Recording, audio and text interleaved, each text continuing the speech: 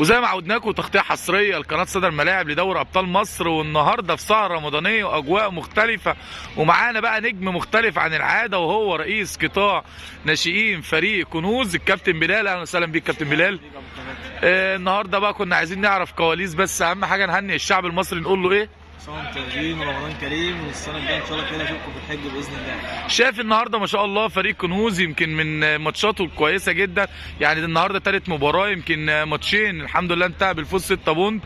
شايف دوري ابطال مصر بيقدر يفيد اللعيبه؟ اكيد طبعا، دوري كويس ومنظومه كويسه، والسنه اللي فاتت برضك لعبت وخدت مركز اول في البطوله، بطوله كويسه باذن الله. شايف ان انت على طول على مصاص التتويج النهارده، طموحك في الموسم ده برضه ان انت تاخد البطوله؟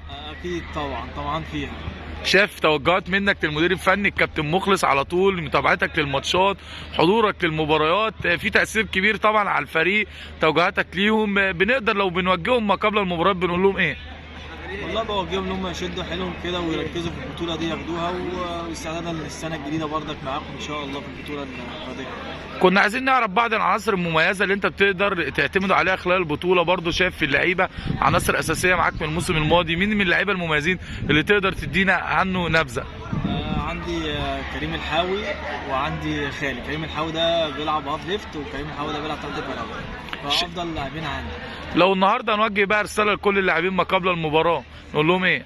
بالتوفيق ان شاء الله، وربنا يكرمكم ويبعد عنكم اي اصابات، وان شاء الله كده اشوفكم في الدوري الممتاز. لو عايزين نوجه بقى رساله شكر النهارده للجهاز الفني كله بالكامل، للاعبين، لاولياء الامور اللي بيجوا صندوق خلال كل مباراه، تقول لهم ايه؟